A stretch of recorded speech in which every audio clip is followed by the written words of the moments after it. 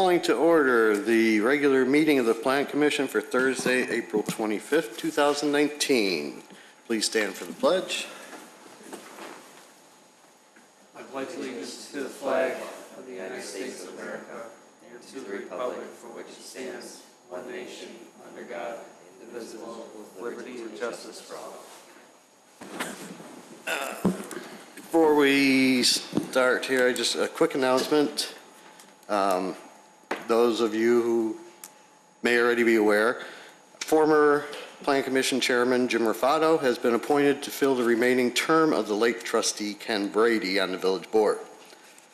At this time, nobody has been officially appointed by the village president to take over as chair of this commission, so I will be leading in my role as chairperson pro tem. Mr. Secretary, please call the roll. Commissioner Blanova. I'm here. Commissioner Creech. Present. Commissioner Kalis. Here. Commissioner Powers is here. Commissioner Yednick. Here. And Chairman Johnson. Here. Mr. Robles, any changes to the agenda? Yes, there's one minor correction to agenda item 6A for Pearle Vision at 727 West Dundee Road. The agenda indicates appearance approval of a wall sign. What was omitted was also a freestanding sign. The staff report and attachments are all correct. It's just that minor omission on the agenda. Okay, thank you. Citizens' concerns and comments. Did we have any? Yes. Oh, I gotta read. go ahead, Mr. Secretary. Okay.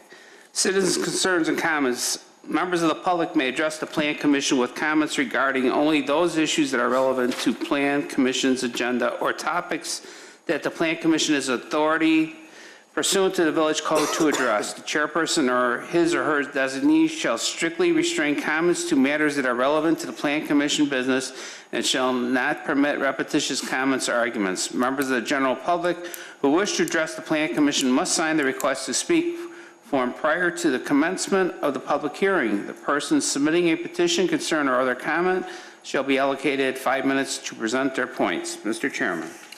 Thank you. Mr. Stylen.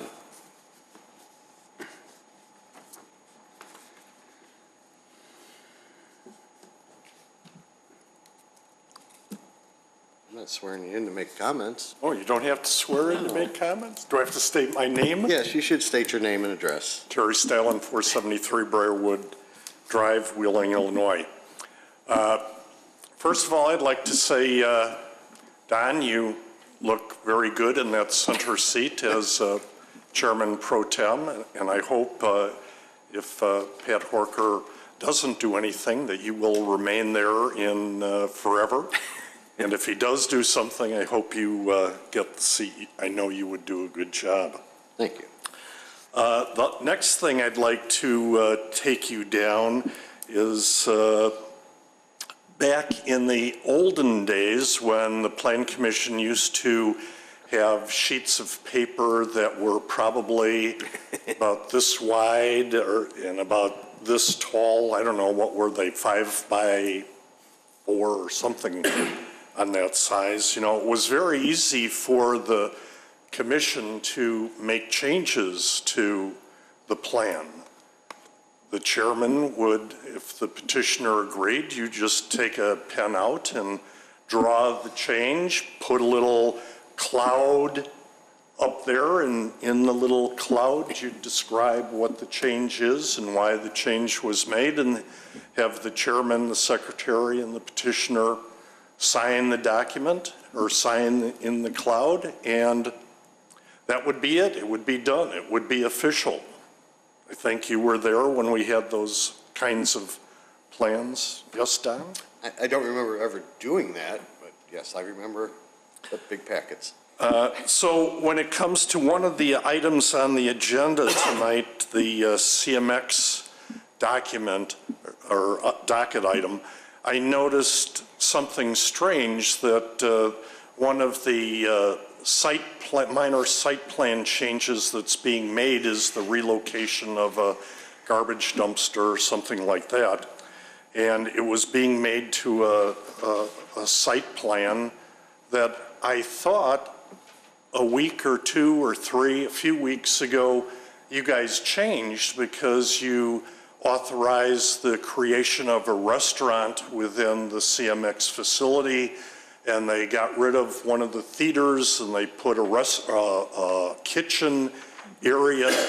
And yet in your docket, the site plan that you're approving doesn't have the kitchen, doesn't have the new eating area in it. So I think it was probably an oversight, but some kind of change needs to be documented, because I wouldn't want you guys approving a plan that is outdated or doesn't exist, because then you'd have to make the same change to the then, or whatever the current plan is. So I just appreciate it if you would kind of discuss how you're going to do that, because I'd like to know how you do it in this new age of techno-gizmo, because you can't just go and draw something on the paper like we used to. So thank you. Thank you. We have no others. So we'll move on to the consent items. Docket number SCBA 19-5, Pearle Vision, 727 West Dundee Road, appearance approval of a wall sign and monument sign. Wasn't connected before. The next one is docket number SCBA 19-13, McCormick's Group, 550 Pawalkie Drive, appearance approval of a freestanding sign. And docket number SCBA 19-14, Inland Bank, 337 West Dundee Road, appearance approval of wall signs. Do I hear a motion? So moved, Mr. Chairman. Second. Motion made by Commissioner Powers, seconded by Commissioner Blanova. Roll call. Commissioner Powers votes yes. Commissioner Blanova? Yes. Commissioner Creech? Yes. Commissioner Johnson? Yes. Oh, I'm sorry. Commissioner Kalis? Yes. And Sorry, Commissioner Yednick? Yes. And I'll say Chairman Johnson. Yeah. Okay. Items for review. Docket number PC 19-9, Pearle Vision again, 727 West Dundee Road for a minor site plan and appearance approval. Is the petitioner here? Come on up. Mr. Robles, anything on this one? This is just a very minor site plan and appearance approval request by Pearle Vision. The main item here is replacement of the rear fence along the south property line. As you can see in the photo here, the fence has been deteriorating over time and is being proposed to be replaced with the same style that is there now. The fence image is being attached here for Plan Commission review. There's also some, as part of the signage, but we just wanted to call special attention to it. The petitioner is also proposing to change the wall sign from an internally illuminated to an externally illuminated by installing 3 gooseneck type lights that will now illuminate the sign externally rather than internally. And these were not part of the sign? They were also with the sign, but I just, again, calling attention to it just so that it's transparent through the review of the sign as well as the site plan appearance. All right. Go ahead and tell us what your plans are. Okay. First of all, my name is Bonnie Portnoy. My husband and I, Dr. Kenneth Portnoy, have owned the Pearle Vision for the last 37 years. We're trying to enhance the property. We're also trying to abide by our franchisor's wishes, which is to change the signs to the updated sign. And by putting just the wall sign in, they want it to be illuminated. There actually is electricity there, and the electrician who has actually worked in the village, Randy Huff, proposed 3 gooseneck lights with the existing electric that's there. And also, in order to enhance the property, we've tried to fix the fence on numerous occasions. It's time to to replace it. We got a proposal from somebody from the village, durable fence, same height, 6 foot high, and as I said, we're just trying to improve the property. Very good. Now move to the commissioners. Commissioner Yednick. No questions. Commissioner Powers. I really have nothing either. Commissioner Kalis. Thank you, Chairman. Thank you for updating and abiding by all the things and refreshing the building. The lights are on the front, not on the sides, right? It's just the one on the front, nothing on the sides? No, there's nothing else. Okay.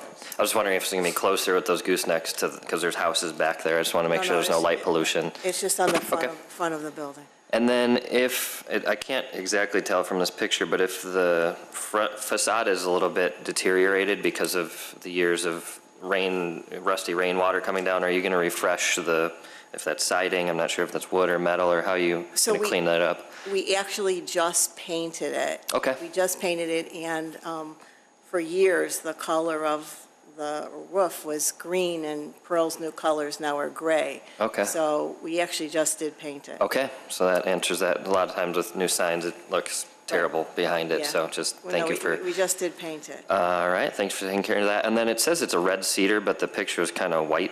Do you know what the color of the fence is? Is it I could find out. Is it that light color? Okay. Does it matter to get approval from the people behind the house? Has that been taken care of, Steve? I'm not sure if that's a thing. Doesn't matter? No, it's on, since the fence is on the Pearle Vision property there. I think the fence was installed when all of these commercial properties were developed. Okay. There does appear to be, based on photographs that were provided by the petitioners, there is a chain link fence on the other side of this fence. That is the residential fence. So this is the commercial side of the fence. Okay, I just didn't know if going into residential code, if they needed approval from the residents, so if not, then that's good with me, so thank you. Thank you. Commissioner Creech. Thank you, Mr. Chairman. So in that light, the stockade fence is on the property of Pearle Vision, correct?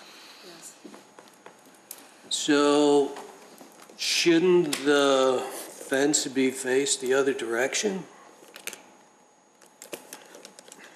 Shouldn't the good side be facing the residential units Nope. by code? Oh, is that actually code, Steve? Typically, the finished side does face out towards the neighbor. In this case here, when these fences were installed, the decision at the time, whenever they were installed, these are obviously not newer fences. When they were installed with the face out. I don't know if that was because that was the facing side of the public area for the commercial properties or not. So in this case here, the finished face does face towards the commercial properties all along the entire run, this property and the adjacent property as well. It continues all the way along. Okay, so that was my next question, how much of this fence is being replaced? Because it seems to go beyond Pearle Vision. It does, in this case here, with the Plata survey, in this case here, I believe it's about 70 feet wide is the lot, and that's how much Pearle Vision is replacing. They're just replacing their section of fencing. Right. All right, and then to Mr. Kalis's question, normally a stockade fence is not red cedar. So, and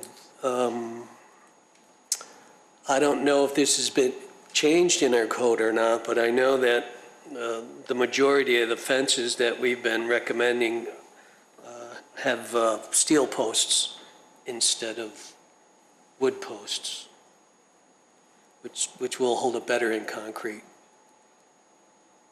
than the wood posts. I don't know if that's a requirement or not, Steve, but that's what we've been doing. I don't believe that is a code requirement for fences. It has to be in a concrete footing.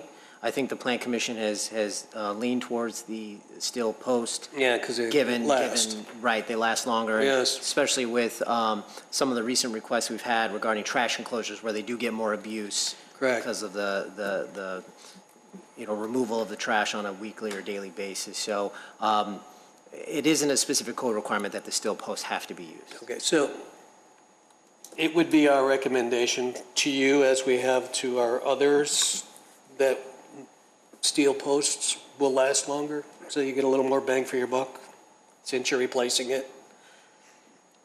I don't know if that changes the price, but since it's not code, it's up to you. Okay. I will definitely bring that back to the And table. my last question is, on this site plan that we have here, it is talking about a variation for, or a sign setback.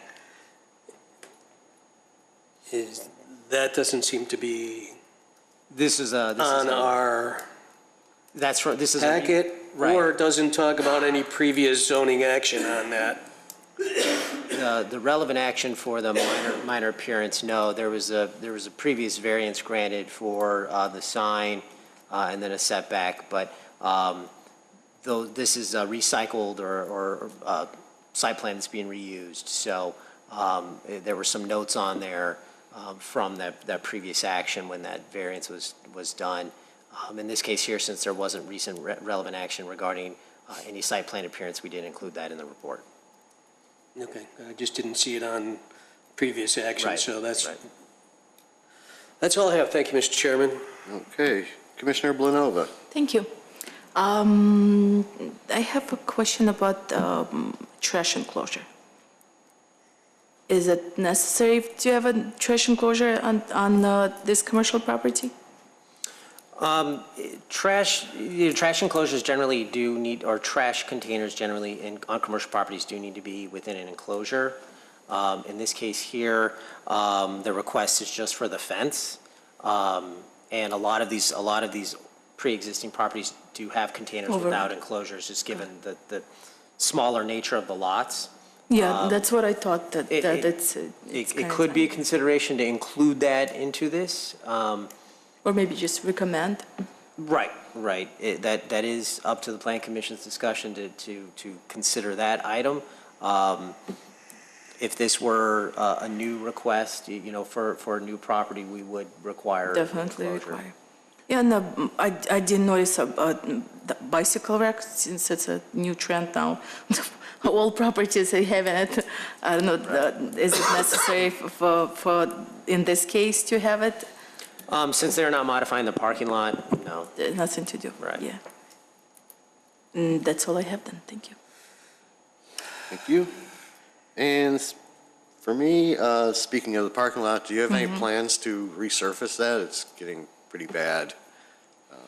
Not that it's part of this, but Yeah, maybe down the road. put some We money actually aside have- for that. We actually have put, different sections that we actually have resurfaced, and every year he blacktops it, but we have different sections, we just haven't done the whole thing. Okay, any other comments? The only question I had, when the trash enclosure was brought up, isn't the back of this property and all these properties almost like an alley or a throughway? So if we build a trash enclosure. Kind of serves like that, We yeah, might have- one of the things. There may be an easement, I would presume there is an easement, but it's just a presumption that there is cross-access easements, given that one property blends into the next. And that, you're right, it functions as an alley. I don't know if that was what the intention was, but the way it currently functions is like an alley. Anything else? That's all. In any case, do I hear a motion? So moved. Second. No, Do we have So any is there a conditions on condition or this? no? Oh, wait. I just asked the same thing. I'm sorry, what? Was there a condition or no? Do we have any Just conditions? recommendation. There were no conditions, right? No. For the steel poles Not versus from recommendation? No, we recommend the steel poles? No, I wasn't asking to pull. I thought there was another one. I'm sorry. I No, thought someone mentioned a condition. no. Okay. Thank you. So, the motion was made by Kalis. Commissioner Kalis and seconded by Lenova? Blanova. Roll call. Commissioner Kalis. Yes. Commissioner Blanova. Yes. Commissioner Creech. Yes. Commissioner Powers votes yes. Commissioner Yednick. Yes. Chairman Johnson. Yes. We'll have something for you to sign.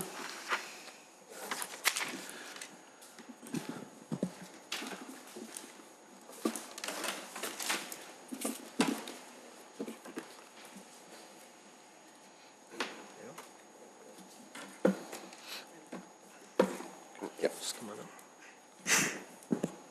Right there. One will be your copy. So.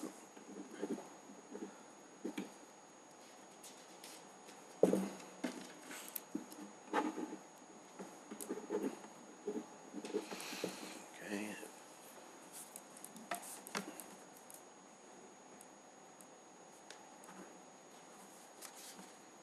And then I'll be in touch regarding the facade request. Yeah, that's in review, so I'll let you know. Okay. Thank you very much. Thank you. There's yours. No, you're free to leave. Thank you all. Thank you.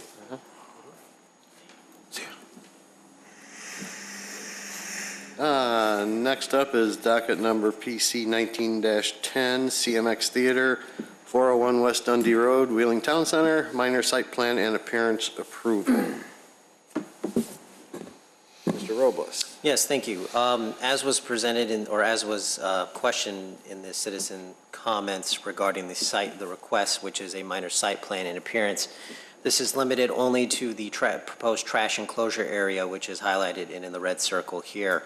The reason why the floor plan, which was recently approved in February, is not included in this because there is no modification to that floor plan. This is purely an exterior modification. The approval from February of the floor of the interior layout, including the restaurant, remains in place. So that is why there was only a site plan that was included in the staff packet for Plan Commission review. Can we get the latest one So did put you, in for the record? Just, Or take out the other ones, if the interior has nothing. The interior one is already part of record as it was approved previously. So okay. there's no, this is not replacing the previous. And that is clearly spelled out somewhere in this docket? Yes. It says in the list of previous zoning actions. Those are purely for, those are exhibits to explain the history of the trash enclosures as it's moved around the building, but not as, that, those attachments won't be part of the approved plan if approved tonight by the Plan Commission. Okay, thank you. so there was no condition on that last one about this? Because I remember them possibly putting some garbage storage in the kitchen, and that was going to be presented to us, because that's quite a bit of a walk from one corner of the building to the opposite corner of the building with the garbage. Right.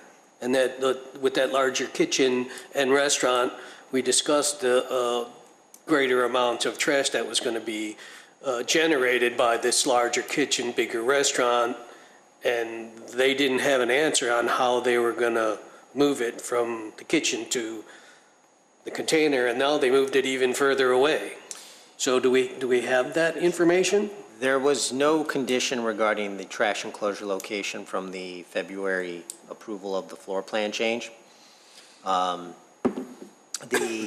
The floor plan that was provided at that time had an area identified up here, and only by identifying it was a rectangular block, but there was no detail specifically calling out a trash enclosure or a trash area or an enclosure.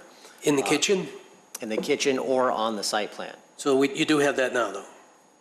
We do not have any, the only approved trash, exterior trash location for the CMX is from 2016, which is in the, Northwest corner. no, it's in this rear central, it's the center of the building in the rear.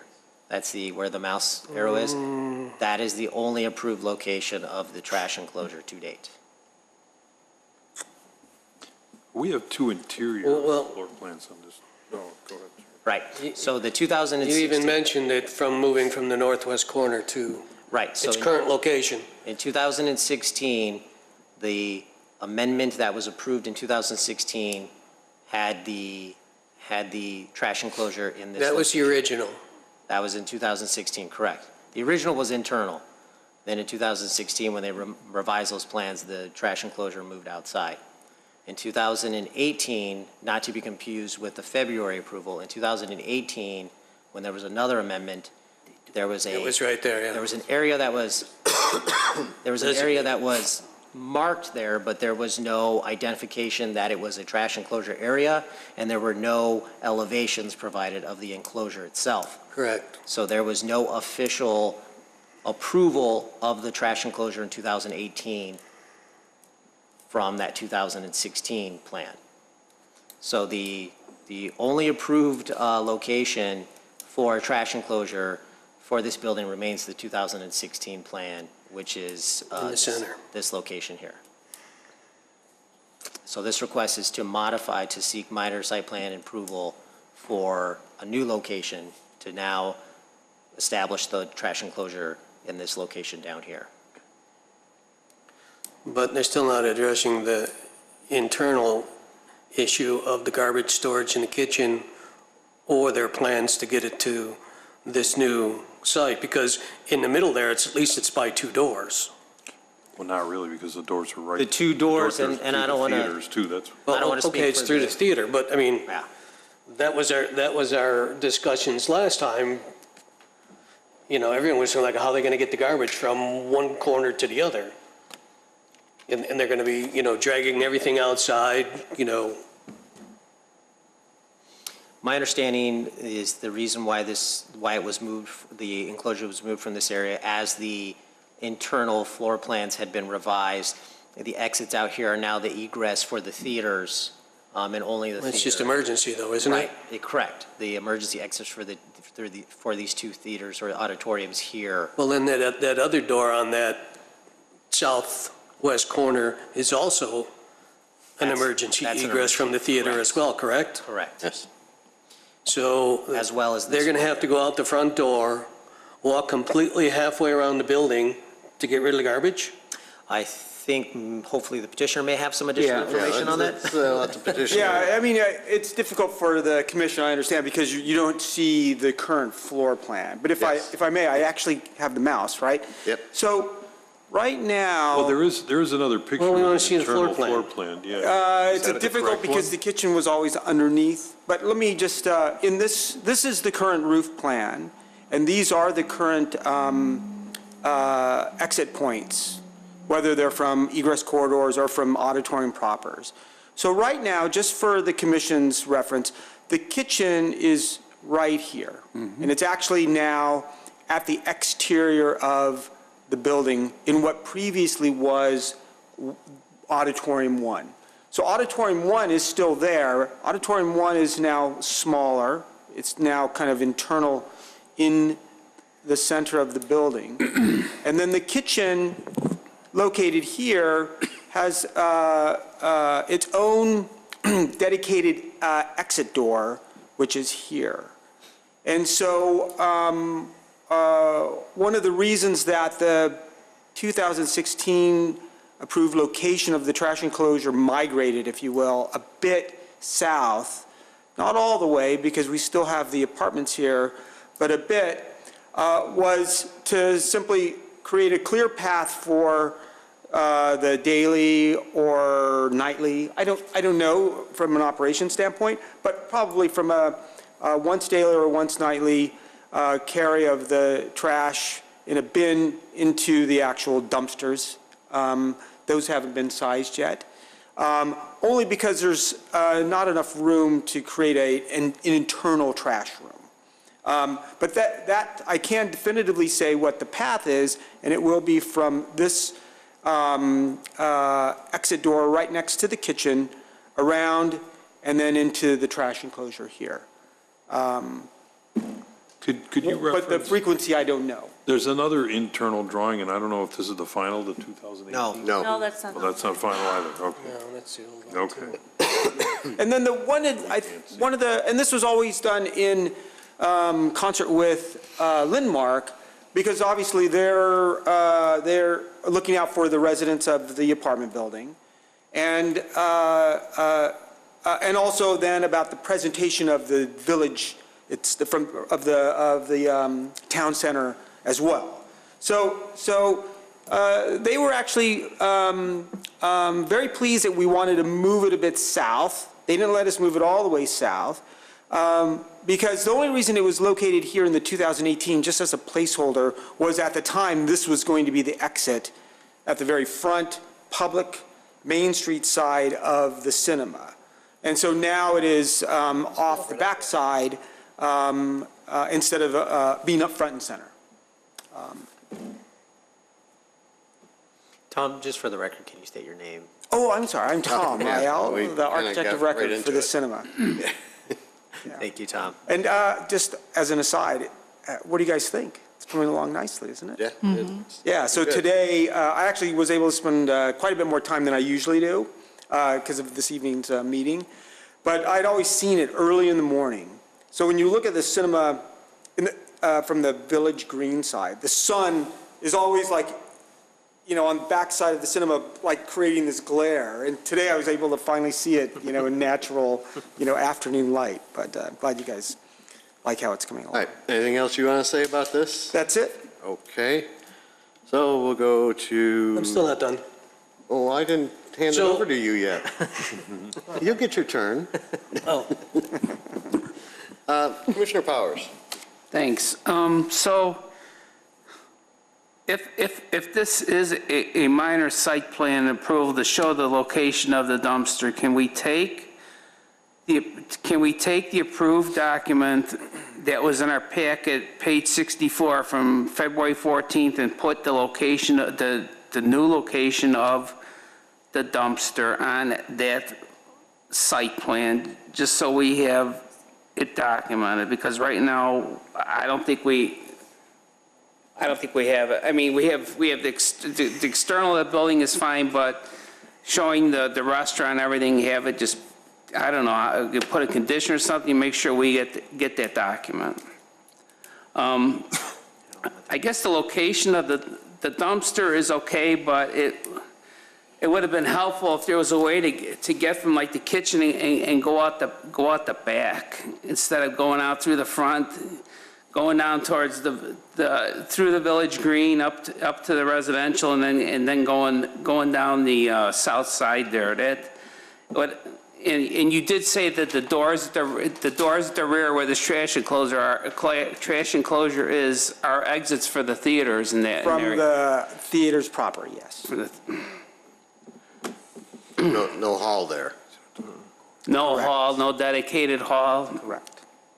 I mean, I guess an option would be while the theaters are changing, you probably could take the garbage out through those doors, but the plan is. It would be pretty difficult, only because you have, So how are you going to, how much, do you know how much garbage you're going to have? And where are you going to store the bags of garbage before you take it out? Are you going to have like a rolling dumpster sitting somewhere like in the kitchen or something? You collect the garbage from the theaters, you put it in a dumpster, and then you roll this dumpster outside to get to the back? I don't know the operational details. I do know that in the current food service plan, the kitchen plan, there's a dedicated area for the storage of that hour or that afternoons or that evening. I don't know the frequency of it until it gets put into a larger roller bin to be taken to the trash enclosure. And those are indicated currently in the kitchen plan. So there. But I don't know the When you say operation. roller bin, you're talking about just the carts with, you put multiple bags in there and I you think roll it so. out? I think so. Okay. Yes. I guess, yeah, I mean, going against that wall, I guess it's okay. My only thing is I'd like to see the approved plan from February 14th with this location on it, so we have one living, breathing document that says, yeah, we all agreed on this. That's all I have to say. Okay, thank you. Commissioner Blanova.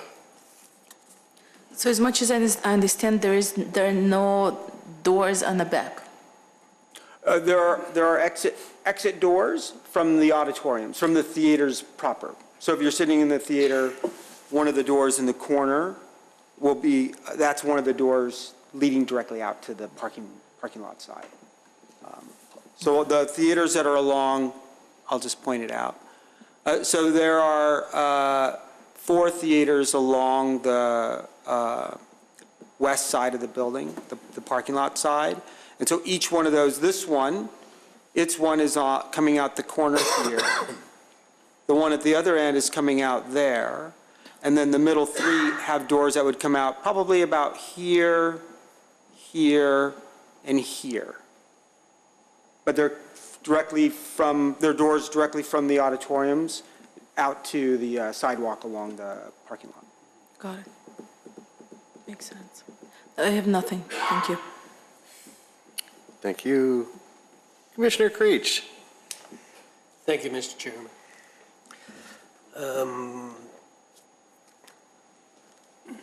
Split-face CMUs. What are you using? Are you using the same cement block that you used on the theater? No. So we wanted to make sure that it was secondary to both the premium CMU that we used on the walls of the cinema. So is the CMUs you're going to use, are they going to be pre-finished from the factory, that charcoal color? We would, but we just can't find a pre-finished color that's going to blend with the gray fibrous. Do we allow split-face CMU blocks here? I thought we didn't allow that in the village anymore. The CMU block has been consistently used within the town center. Not the split-face. It's a different product entirely. Okay, well, it's not prohibited in the code.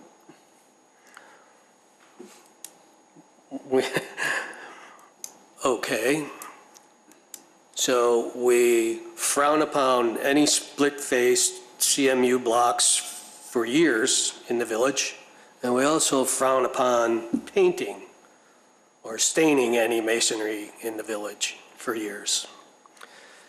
And my next one would be, it doesn't show any coping or any top to this trash enclosure either. Currently not. Once we get approval, the mason might advise a coping, or he might advise Well, fully you have to put some grouting. kind of coping on top of it. Yeah, or fully grouting them. No, either metal or a stone top. Period. Jeff, are you talking about enclosing the whole top No, of the unit? the top. Oh, just the top of The solid piece of stone or Okay, some counter flashing, not just schmooey mortar on top. okay. And I'm sorry, but Just to clarify, the design guidelines only require trash enclosures to be constructed of durable materials. So because it's an accessory structure, and so the designs and the materials are usually different. So just to clarify that, the code doesn't require it, and only requires generally durable materials. no, but we have a lot of leeway in asking for what we want so that it conforms with the rest of what we have over there.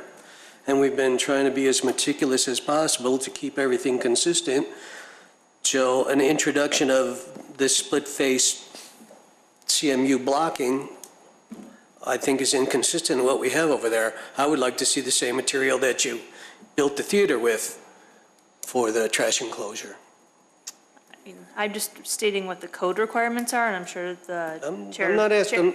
The chair, you asked Steve did the code prohibit this, so I was just clarifying that. And the chairman can obviously take a poll as to whether or not the commission feels another material is appropriate. Well, that's where I was going with that.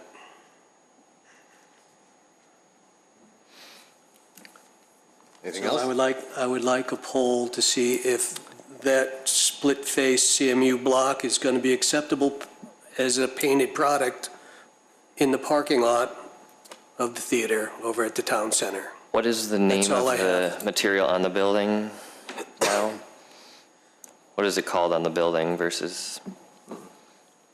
I don't know the product name of that. So you want it to match the building, what is that? Well, the premium Material. CMU, Yeah, I mean, it's referred to as premium CMU. okay. There are a couple of different manufacturers that make it. This is an Old Castle, with a large materials company, Old Castle. Okay. And But it's not a non-porous. cement, Yeah, no, that's a very good point. I mean, whereas the wanna- split face is. unless you paint it. I mean, that's the reason we want to paint it. Paint is Okay, a we'll go very with durable coating of anything, including CMU. We would never propose just a raw, uncoated, any kind of CMU, whether it was Well, split face or Cover that not. in our poll. Anything else, Mr. Creech? That's all. Thank you, Mr. Chairman. Mr. Kalis? I have no questions. Okay. Mr. Yadnik? Yeah, I guess I also have a concern about how much the trash has to travel, but I don't know if we can regulate that or not. I guess I question that. It's got to go all the way from the front of the building to the back of the building, unless you're going to be bringing it through the theaters. Those are the only, the emergency doors are the ones that are nearest the trash enclosure. I did go back and look at the floor plan that you were referencing from February 14th, and it looks like, yeah, they're coming out a front door off the kitchen and going all the way around the building, but I don't, You can't necessarily regulate how they access the trash enclosure, but you can regulate where they put the trash enclosure, since that's tonight's request. unfortunately, the only thing to make it more conducive to not traveling would be up in front and In the Village Green. You the have- Village Green Or on area, the yeah, headway which in is, front of which the- You have is, you have four sides to consider: north, south, east, or west. right. So And those are all the presentation Right, sides of the building, I correct. guess, or however you want to define them, so. But then again, in the presentation side, you're gonna be wheeling trash carts around multiple times a day, I would imagine. That's my only objection, but at this point in time, I don't know if we can get around it. Is that it? That's all? That's all, yes, thanks. All right, for my part, yeah, I'm not happy with how the trash has to be rolled down the Village Green.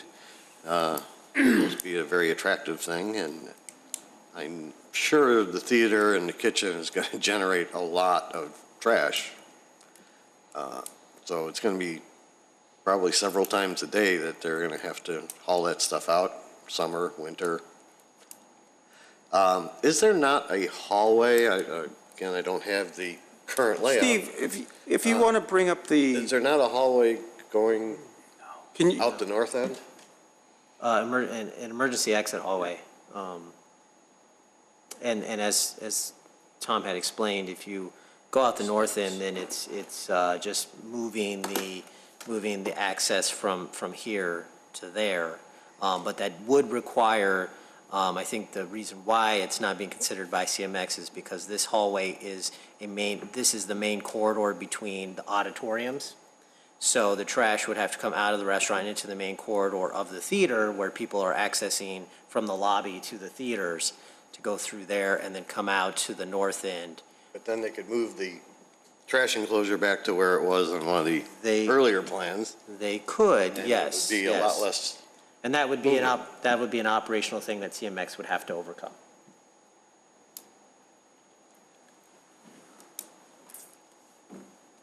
So we have to really agree on, all I can say is we have to agree on a location, and it's not up to us how they get the trash there, right? I mean, it's basically, we can't control that. Yeah, like any other, Yeah, right. any other business where they, if you have a restaurant, you approve the building, the appearance of the building as well as the trash enclosure, and it's up to them to decide how they access it and use it. I just have a problem with them having to haul everything through the Village Green. After all, it's supposed to be the gem of this whole project. If there's some other way of handling that by moving the trash enclosure to the other corner and finding a way through the center of the theater. Now, you did have another location in Old Orchard, right? Don't they have the restaurant concept also? they do, but I'm not familiar with that. You don't know what that kind of set up if they have the same I know that same route? in the cinemas that I've designed in shopping centers, open air malls or enclosed, obviously the not the frequency, but the time periods that the businesses can discharge their garbage for the day, if you will. That's, usually like a lease requirement. Are they as big as this one here? They have 8 theaters with this amount of seating? I Would generate think in the this amount of end- garbage potentially? I think in the end, there's 2 cinemas there. One is a Cinebistro, the dine-in, and the other one is the Market. And this one used to be Market, now it's dine-in. I think they're about the same. But again, I'm just the architect in terms of the operation, those operational things. Okay. The one thing that I would note is that we were told that this was where the trash enclosure where it wanted to be. And then later we were told it makes more sense, but what we were told was that we needed to move it 6 spaces down or toward the apartment building. And then in conversations, and this is always with Brad, Lindmark, and the planning department, was that there was a kind of desire to move it farther south, away from Main Street, and that's why it started to migrate here. But the one thing I would note is even if we left it where it was, because for us, it doesn't matter where it is as long as it, it gets approved. But right now, the one thing that this did was it allowed direct access to the kitchen to get to the trash enclosure. And so the kitchen is here, but if we moved it here, I don't think from an operational standpoint, they're going to want to track all of the trash through finished materials, through an interior finished cinema. Right, and nor do we want to track it down to Village Green. Yeah. And so then if we did move it back here, then they're going northward to the entry. If they travel outside, and then they'd have to go along Main Street. So I think in the end, it was more of like, what is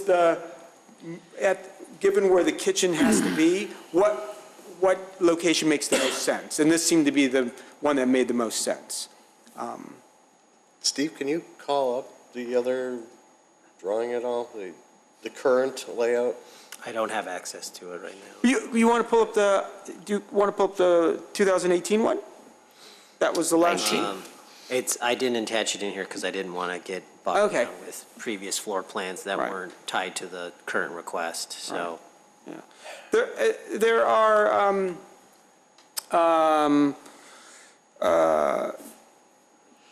looking at it, and the whole back of the building, it's five theaters, and there's, exits out the back, but that's just out of the theater, and and then their main hallway, and there's really no side exits.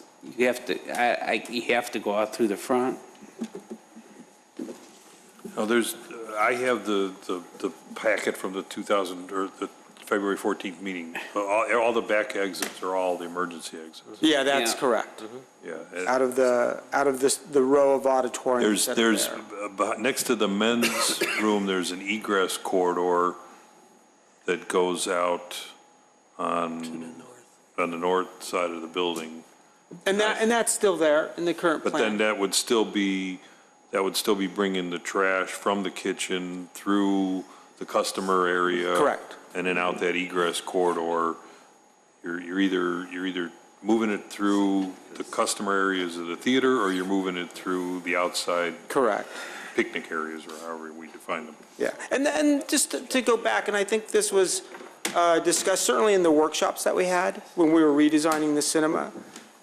First and foremost, the main entry, the lounge bar, wants to be at the northeast corner, at that corner of the cinema building. That's where it makes most sense for the Village Green, for the guests to come to the cinema if they're going to a movie, or guests to come to the cinema if they're, going to enjoy the lounge, which is now just larger and has a cafe component. And so then that drove where the kitchen was, and then that drove then where the rest of the auditoriums were. And even if we wanted to locate the kitchen in the back corner, I mean, it would just, that's not where it could work, because where we want the lounge and the bar is up front, you know, where it's currently located, at the north entry end of the Village Green.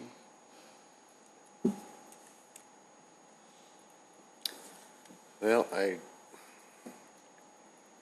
typically restaurant waste is often oozing materials as they're rolling the carts out, and Well, I'm sure the health department's got to think about that too, right, Steve? That I don't know. I don't know if they. I don't know if worry trash about- enclosure location is. Well, I mean, just the way, well, Well, we just happened to receive our plan review comments last week, and one of the sets of comments was from Inspector Isvaldi from the Health Department. And no, she wanted to make sure that we had, if there was discarded oils, that they had their own enclosures or containers, if you will, within that enclosure. And so I've in fact added, yes, there are, here they are in this enclosure. I think the concern, if I can speak for you, is probably like sodas that get thrown into a bag, and then the bag rips, and there's a drip of Coke on the whole Village Green. I'm just curious how that's going to be enforced, and so. And there may very well be lease requirements. I've never deep dived into those, just because they're more operational. They deal with operations. Yeah. But right now, we located it where we thought was the best location. Yeah, as it pertains to the approved plans for the interior, it's placed where I think it should be. Unfortunately, in hindsight, I would have thought maybe we should request a hallway in between two of the theaters so you can shoot up in the middle to go out the rear if the garbage is always going to be there, but it's too late for that, obviously. It's too late. It is. I'm just speaking out loud. So, as an architect, keep that in mind for next time. As an architect, I'd never want people taking trash through my design spaces. Well, that's what I'm saying, like, put a hallway in between two, like, cut out some seats of one of the theaters and just have a walk, I don't know. Yeah. I'm not an architect, so. Yeah, no, I think in the end, what's most important is that, and this is why we redesigned it the way we did, was we want the cinema to engage with the Village Green, with the life of the Village Green. We could have easily located the bar at the back corner where the trash enclosure is, but then we're kind of like losing sight of the bigger picture, which is really lending life to the green, the Village Green. Well, you also could have allowed better access back to that trash enclosure than what ended up happening. It's an improved plan now, so it is what it is. All right, I'm going to do a couple polls. Are we happy with the location that they're submitting here? Well, isn't that the docket, not a poll? Yeah, and the The appearance poll of is it. for the material of the enclosure that Commissioner Creech was asking for. All right, let's start with that one then. so If can I I may. make a comment about that before we take a poll? So are you, because Commissioner Creech asked if you could do the premium CMU in the trash enclosure. Did you say that you could not match the color of your proposal in that particular material? Is that what you stated? No, what I was stating was we couldn't find one that matched the color of the gray fiber cement panels. So if you recall, we have gray fiber cement panels that, here, that's a perfect picture.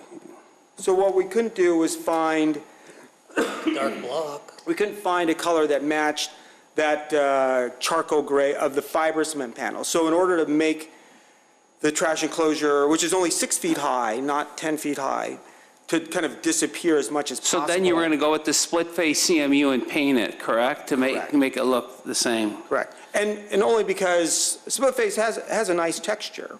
And in fact, some of the, not only do we have 4 different colors of the premium CMU, but we also have rough texture. Now, it's not as rough as a split face, but it is rough. There's a medium one, and then there's a shiny one. But again, we didn't, it's accessory structure. We need it, obviously. We don't want to call attention to it, and the best way was to select a color that actually matched the fiber cement panels exactly. So as far as a pole, the options are a matching product, the premium CMU that doesn't match the color, or a painted color that does match on Correct. the other one, So, whatever the other one, split face. question is, are we going to allow split-face CMU painted to match the color that they're going for? Commissioner Creech, No. Commissioner Yednick, Abstain. I'm not familiar with the material. Commissioner Blanova, Yes. Commissioner Kalis, That's a tough one. Yeah, because I'd be curious what the colors were of the premium CMU. How am I supposed to make a decision if I don't know what the options are? well, You have the dark color on the wall. yeah, on this If you picture, can get it for the wall, why can't you get it for the trash container? Well, the I think you should need, Pictures are a you little need to come deceiving, back they're with not. some samples that are close enough to the CMU so that we could look at it. That's what I'm weighing in my head. I don't know what I'm really choosing between necessarily. well, It's- do we want to Really allow choosing painted between block? anything, you're letting them know if you really feel strongly enough to want them to change it, or if you are comfortable with Okay. the materials that they have presented to you. in But their he doesn't petition. see what the material is, so he doesn't know Well- what to choose from. You're not picking between two options right now. The poll is to whether or not to proceed, and if you're comfortable with the materials that have been presented, or if you want painted, them to okay. change it and come back with more options. Okay, so am I okay with a painted split face? No, because that's not what we typically do in the village. Commissioner Powers, I'd be a no also. and so would I. So, we want something better than painted split-face CMU. And I guess you'll need to come back with some samples. And then, Steve, what about the location? You guys want to take a poll on the location, or? Yeah, we can take a poll on that, too. Is the location that they're proposing satisfactory to the Well, can I ask you a commission? question before we take a poll on it? I mean, Yeah, what option do we have? Aren't we backed into a corner? well, The again, building's already built, the. we're not turnover- choosing, we're just saying yes or no to what they're suggesting. Is that correct? But I I'm- guess if you're going to take a poll that you aren't comfortable with the location, then you should give them after that, if the answer is no, direction on where to move the trash enclosure, so they're not just closing their eyes and pointing their Right. finger. So Right. if you're against putting it in the middle of the village green, let's put it this way, they're going to pull the trash outside. Yeah. The trash is going to be pulled around the building through the village green, either way you put it, unless you put the trash enclosure in the village green. So if you're going to say you're not okay with the location, then the follow-up poll should be, where do you want it moved to? Well, unless Not they in this can take it location. out that north hall. But you can't out the require them to north take door. it out the north hall, and it doesn't sound like they're gonna drag it through the finished. Well, okay, then our Hallway. hands are tied, I guess. Yeah. I mean, it's still worth to make sure everyone's okay with it, but you can't, it's based on the statements made, they're not going to bring it through the interior of the building. And the They're going- interior design is already approved, right? So Yes. we Yes. can't force any changes there. No, and you can't force them operationally to drag the trash Well, through the not interior. even, I'm not even of the building. operational, Yeah. even like creating an A hallway, access no. between No, it's two too theaters late. so that there's a service. That site hallway plan's or already been approved and isn't up Right. for consideration. Right. It's just the location and appearance of the trash enclosure. All right, based on that information, are we satisfied with the location? Commissioner Creech, Yes, I'm okay with the location. Commissioner Yednick, Yes, no option. Commissioner Blanova, Yes. Commissioner Kalis, Yes. Commissioner Powers. Yes. And I regretfully say yes, because Right. I wish there was another way around this. I don't like the idea Ditto. of all the garbage going out through the village green, but I don't see a way out. So Yes, that location is okay. So if I understand, excuse me, it's a long day. If I understand correctly, we'll stick with the location, and I'll come back with not just, the renderings may look the same, but I'll come back with materials. And a cap for the Sure. closure Whatever you're too. gonna Sure. do for the cap. Yeah. Sure. Any other comments from anyone? I hope not. Okay. So, Mr. Robles, We need to take a motion to continue it. take a motion to continue. So moved. Second. Commissioner Yednick and Commissioner Powers seconded. Do we need a date? Well, right now it's May 9th. Can you have something by May 9th? No, Oh, absolutely, Okay. absolutely. it won't, no, it's too late for the. May 9th was supposed to be a workshop, I thought? No, the 23rd is, let me see. Shouldn't take much. I mean, Famous yeah, last we could words. say May 9th, but, yeah, we'll say. Even if it's May 23rd, we have time. We just really started building out the interior. Well, if So- it's not May 9th, it wouldn't be until June, so, Right. at this point. Yeah, I mean, we on our part because like I said, we already have researched materials, not the premium CMU that we have on the walls, but, so we already have materials that came close. We'll present those. Are they the exact same color as the fiber cement panels? No. Are they going to be dark enough? Yes, and I think you guys will like them because they're not going to be split-faced, and they won't be painted. But we'll always recommend that we'll seal it, even though it's going to be through CMU units that are through and through, we'll still seal it. We won't paint it, but we would still seal it. Okay, so we have a motion to continue this to May 9th. Made and seconded. So roll call. Commissioner Yednick, Yes. Commissioner Powers votes yes. Commissioner Blanova, Yes. Commissioner Creech. Yes. Commissioner Kalis. Yes. Chairman Johnson. Yes. And sign these. Sure. I suspect the next discussion might be long, too. Could we take a quick break? Yes. Can I borrow your pen? Oh, sure. We have to make a motion to do a break. Recess. Thanks, Commissioners. Oh, one of these is yours. Tom, you got one. Tom, you- one of them you is get- for you. You get a parting gift. All right, we're going to take 5 minutes.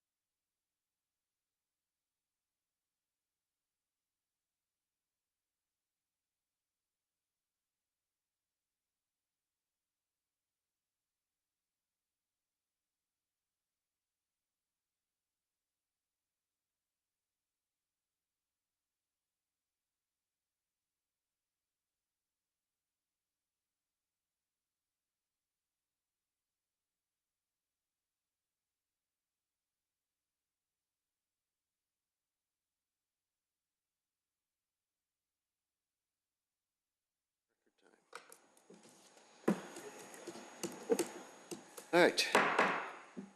Meeting back to order. Next item is docket number 2019-8A and B. This petition was sent back from the April 15, 2019 Village Board meeting.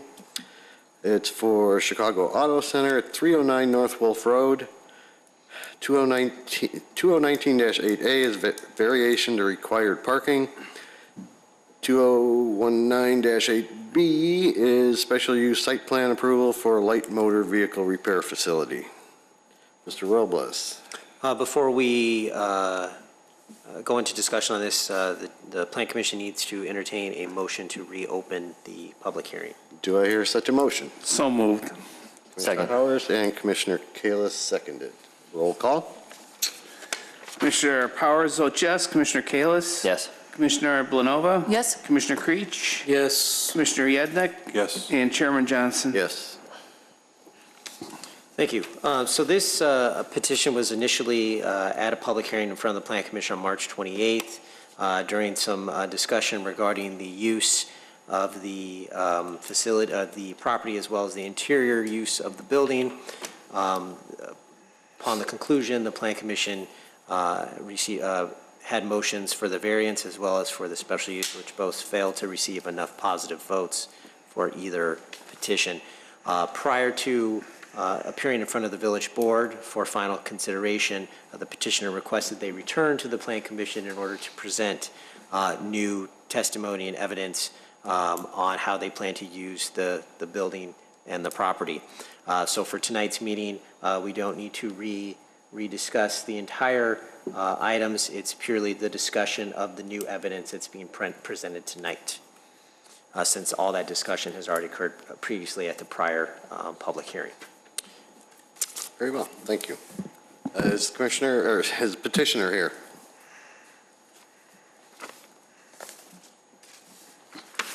And just for the record, state your names and addresses. Demetrius Rizos for 309 North Wolf Road. Adam Rizos for 309 North Wolf. Thank you. Now, do you want to explain what is new to this? Let's just start. Well, we're back here to address some of the concerns that that everybody had, especially for the parking. We went back and measured the outside parking, and we're able to obtain one more parking spot on the outside, on the west side, on the Wolf, by the Wolf Road.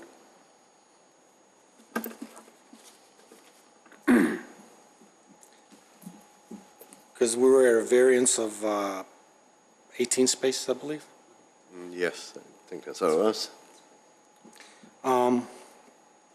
Also, there was a concern of how we're going to display our equipment and this and that and the other. We went back and took some measurements and laid this out on a plan and where everything is going to fit, and it works for us. We're here to ask that we're allowed to use our parking spaces inside as well as outside. Granted, we got 5,300 square feet, and the parking variance is, the parking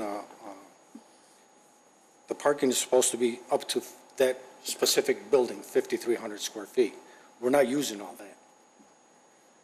We're only using part of it. The rest, we got some offices, we have some storage. You guys are giving us the parking for a complete structure of 5,300 square feet. If that's the case, then we should be able to use the spaces inside, I think. In addition to that, the other concern was that the house that was next to the building on the north side was too close, and there would be noises or whatever have you. Now, originally when we got there, the house, nobody lives in the house. It was either abandoned or whatever have you. We went as far as locating the people that did own it, and we have a contract to purchase that property. with the permission of using that space, parking there for at least 4 cars for now, and to knock down the building and put in additional parking to that lot there. And we went as far as the church, asking for some share parking, if it was possible. They gave us 5 spaces for our time of business, 8 to 6 or whatever have you. So we kind of brought this space, if we have the 14 spaces on the outside and 5 lifts, that's 19 spaces. Now we're at 17 shortage still. So if the 5 were allowed inside, we're at 12. If we went to the 313 Edgeworth, which is next door to the house, another 4 spaces, which would be our personal cars. We're not going to leave cars there overnight, just our personal cars, the mechanics, and our 4 cars, whatever. It'll bring us down to a shortage of 5. And the shared parking that they're allowing us at 345 is 5 cars, so we're at maybe minus 3 parking spots, which we don't even know. I know for a fact we're not even going to need, but. We're trying to meet the village requirement for the parking to either not have a parking variance at all, which by purchasing the property next door, it's a 13,000 square foot property. So even if we were to go back to at the 17 shortage, if we were to go like to the original, we would have a minimum of 20 spaces in the lot next door. We'll have, but it would be a minimum of 20. So we would meet and go above what we would need for the village. Okay. Anything else? That's it. All right, Do you mind if I make a point of just Sure. like legal clarification?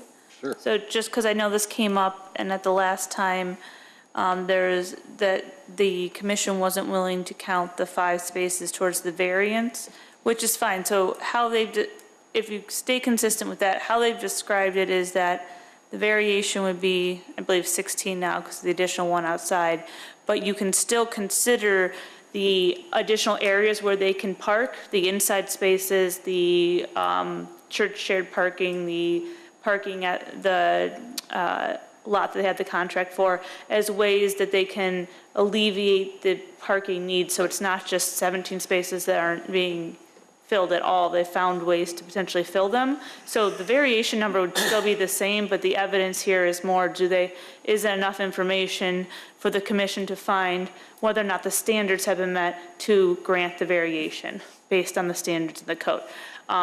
Regarding the second lot, obviously if they, in the future, because any parking lot construction would have to get board approval or commission approval as well.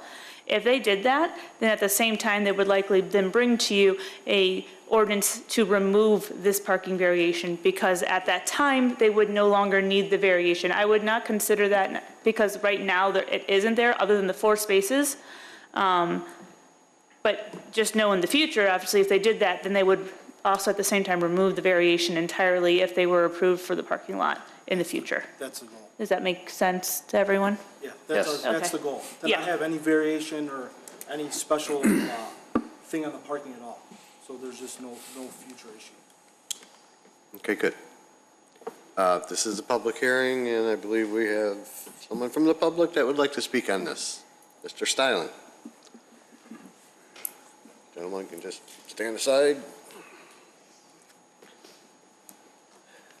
Thank you. Terry Stalin, Now you got to raise your hand. Now you got to raise your hand. okay, go ahead. Sorry. Do you swear the testimony you're going to give tonight to be the truth? Yes. You. Now, Terry Stalin, 473 Briarwood Drive, Wheeling, Illinois.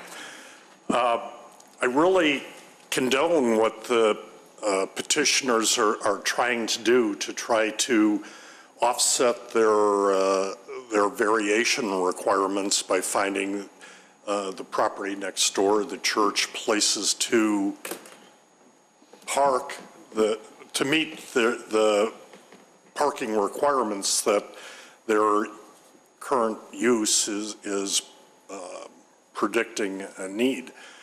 The problem that I have was what Mallory just said, right, is that you'd still have to have the variation of whatever number, 17, 14, whatever. And if I understand variations, the variations go with the building.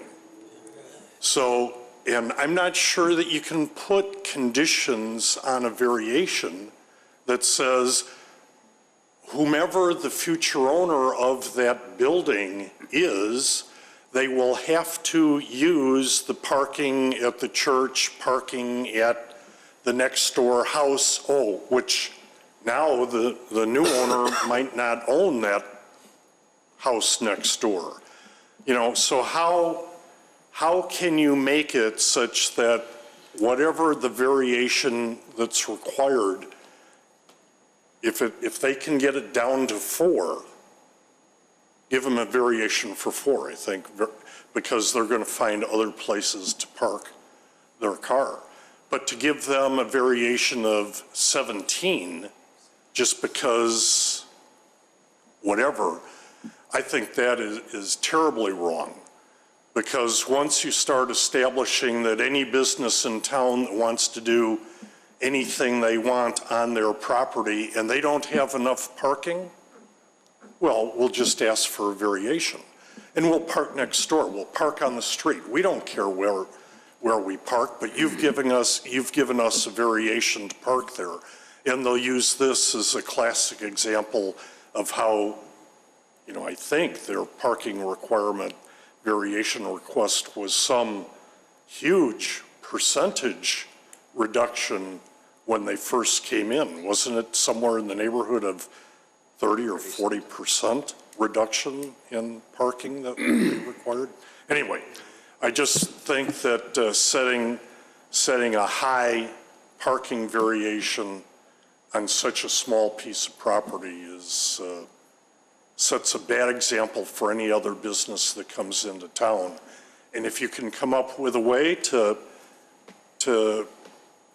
make it legal for the petitioner to do what he's desirous to doing with the parking arrangements that he's made with the church and purchasing or contract to purchase the next door, and he really doesn't need 17 because of these other things, he only needs 4, give him the 4.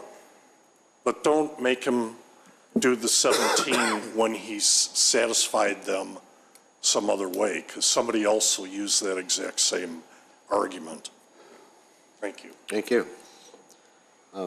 Mallory, any comments to add to that?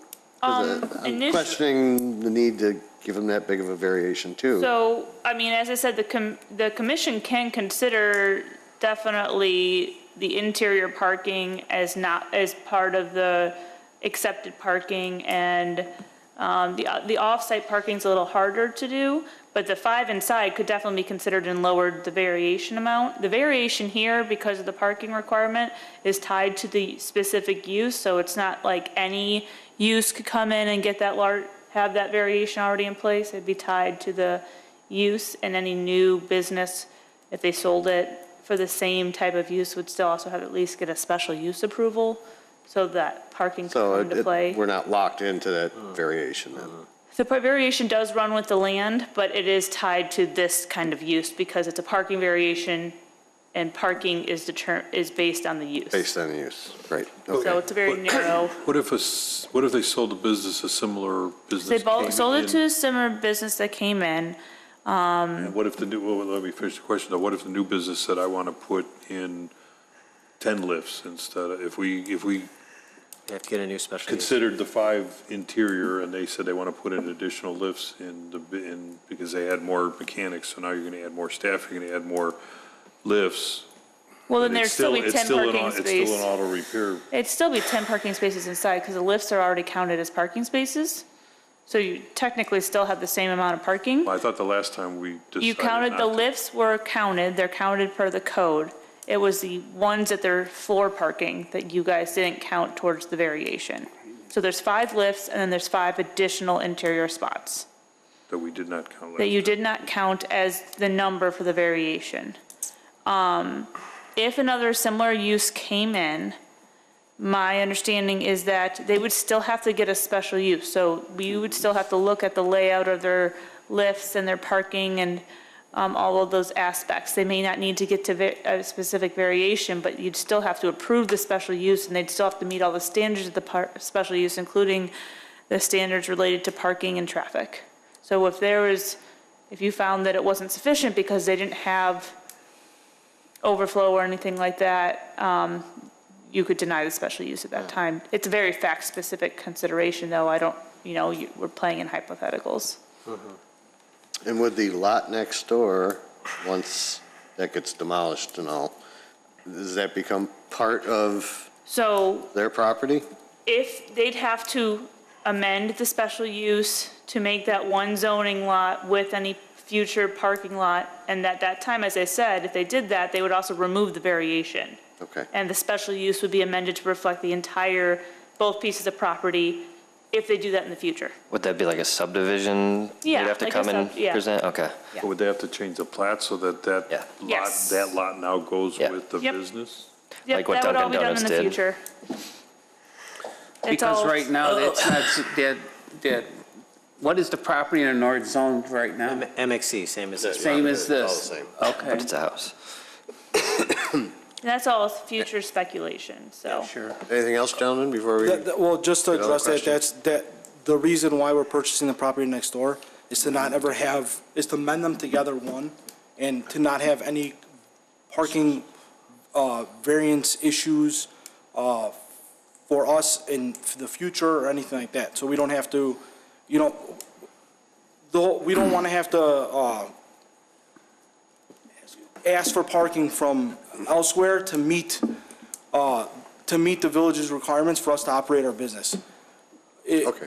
We're just going to secure the property next door, so we don't have, we know ourselves that we can meet the village requirement, and we have no issue, and we can operate our business and not bother, Plus knocking down that building will just open up the whole thing. Yes. Yeah. Now it kind of hides it, so it's kind of. All right, Commissioner Creech, start down there.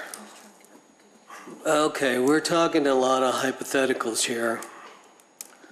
If they buy the property next door and it becomes part of the existing property, then they're putting an addition on their special use, and they would have to conform to the requirements for that particular zoning, which would eliminate the parking in the front of the building, which I still question at this point, since they're getting a special use and a parking variation, that those 8 parking spots along the west of the property should be included in the variation because it's not within code right now.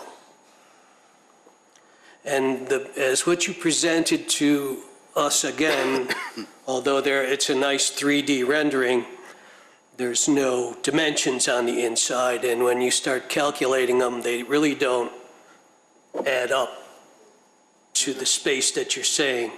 Our parking requirements for automobiles are 18 foot 6 inches by 9 foot wide. Right. And you're talking about having your lifts and then having your toolbox in front of it. Now, a regular mechanic's toolbox is about 20 inches deep. When you open a drawer, that's another 20 inches. You got to stand in front of it. So you need like 5 foot plus 18 foot 6. So, and you're only telling us that they're 18 foot deep. So I don't see where you have enough room inside at all for any parking on the other side. And from what I understand, our code is that if you have 2 rows of parallel parking, you need 62 feet. Is that correct, Steve? For exterior parking spaces, correct, yes. Well, so I would think that if we're going to use that for a premise on the outside, we would use that same premise for the inside. Well, I And then think they that still was- need another 4 feet for their toolboxes if they're going to put them against the wall. Staff doesn't apply that on the interior because it's not open to the public. It's a private use, therefore, the owners are the ones bringing Well, in they're asking their us to consider it as parking.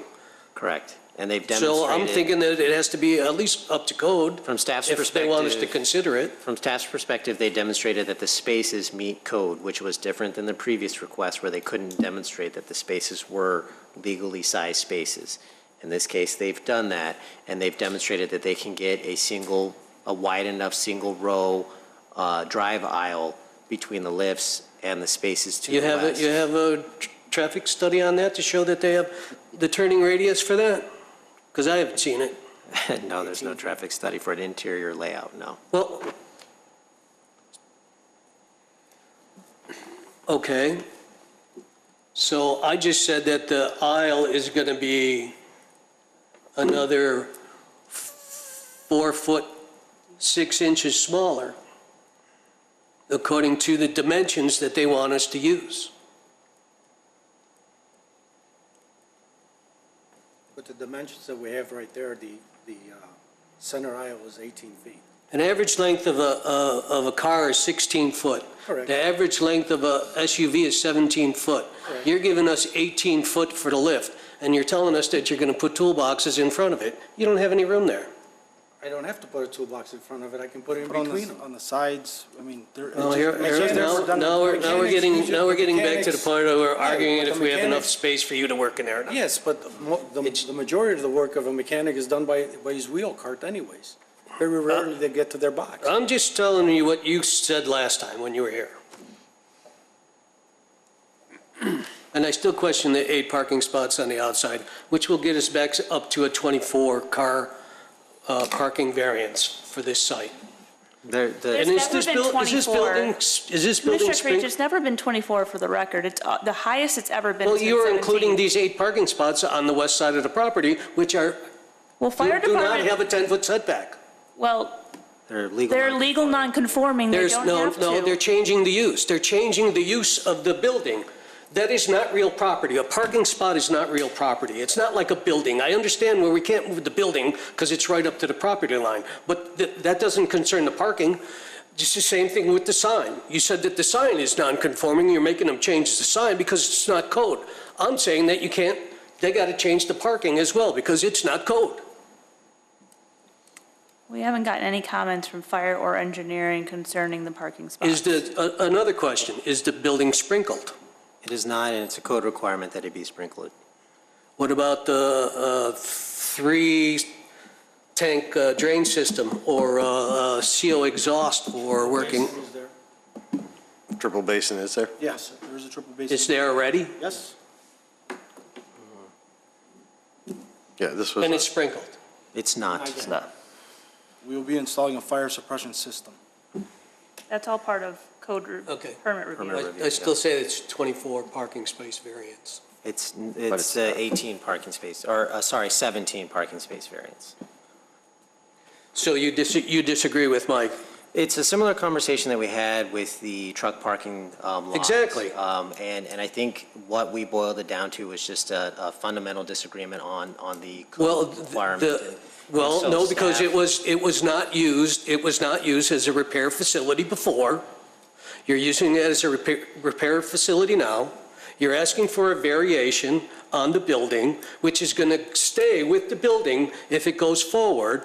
And even if it doesn't, everybody else, like Mr. Styland stated that, well, you did it on this building, so I want to do it on mine. So we're not how setting a it- precedent for everyone else coming forward to. That's not how variations and special uses work. They're each an individual case-by-case determination. So people can't actually point to where you did this with another building, you do with mine. I mean, they can say it, but that legally, each situation is an individual, case-by-case, fact-based consideration where they have to demonstrate that their specific, unique circumstance meets the standards of the code or meets the standards of a variation or a special use.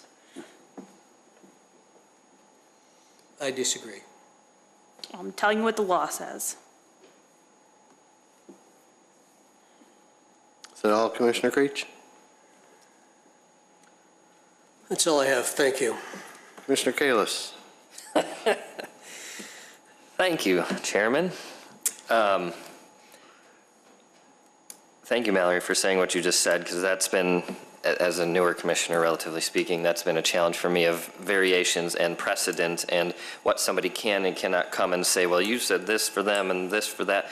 Like the fact that by law, we have the ability to make judgments on a case-by-case basis is what I'm sticking with based on what our attorney is saying. So with that said, there have been other cases that I've been part of, other people coming, and the variations were big, and I was concerned about the future and what people would say and use that as precedent. So knowing that this is a unique situation, you're willing to buy a house to get more spots, and it's very touchy.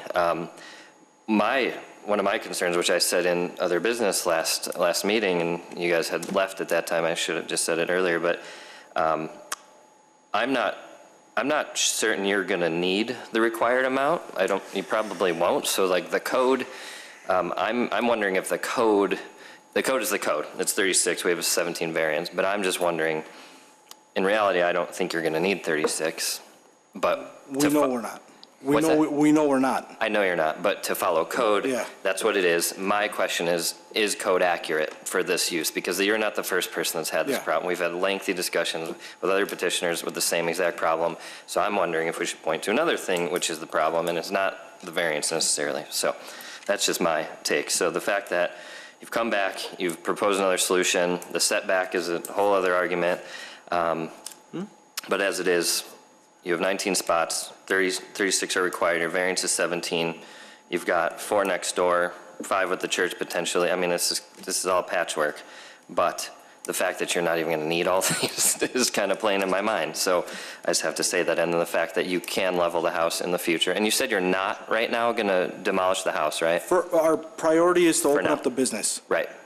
We haven't been operating now for 3 months, so. Yeah, Our priority I got it. now is to get in there, get the building ready, everything that needs to be done, open, Yep. get that business open, and then the parking lot would be the next project. Okay. Right, so the fact that that's a possibility, that plays in my mind as well. So is the variance going to cause a problem where there's cars piling over? I think ultimately, and I'm not asking, I'm just saying, I think the overarching question as the village is, are you going to have 40 cars that are spilling over into everything and making it look terrible? I don't think that's going to be the case. That's my take. As adamant as we are about setbacks and rules and variance and this and that and the other in code, I want to respect the code, but the fact that I have the ability to consider all these things in the variance, I don't have any questions. I just want to be clear on how I'm thinking, so that's all. Thank you. Commissioner Yednick. Yeah, I had questions about, earlier, I think we answered it, that the variation goes with the property, not necessarily the business or the owner. But then I was also concerned if a similar business came in, they would automatically get the variance, but you're saying no, that they would still have to come and present? Because I would think if they were, or if they sold the existing business, and the new business didn't buy the second lot, but they're not changing the type of business. Would the plan commission even be involved if it was just a transfer? What if they retired and they sold the business as is, same name and everything, and a new owner came in, didn't buy the next door lot? That's allowed, that's perfectly fine. If the property, again, this is all speculation, but if the property were to be sold to a different use, then it would have to be a use that was permitted by the MXC zoning. If they were to sell it to another auto repair facility that wanted to increase the number of lifts, that would require the new owner, the new operator, to come and return and seek an increase in the intensity of the special use, because as approved in this scenario, it would only be the 5 lifts. So it allows the current owner of the property, if they obtain the special use and the variance, would be allowed to sell it as is. Well, that's not, you were saying, yeah, I understood that, because you answered my question earlier about if they change the number of lifts, then that's a change. So that would come before the plan commission. But I'm saying, let's say this was ABC Auto, and they sold ABC Auto lock, stock, and barrel, but the two properties were in two separate plats, and we approved ABC Auto today on the fact that they were going to have two properties, but maybe the new purchaser bought the business and only the one lot, didn't buy the second lot, because they decided to sell that for spec for something else. So now with the Plan Commission at that point, I would think would not be involved anymore because they're just selling the business as is, but not the second lot. Is that true?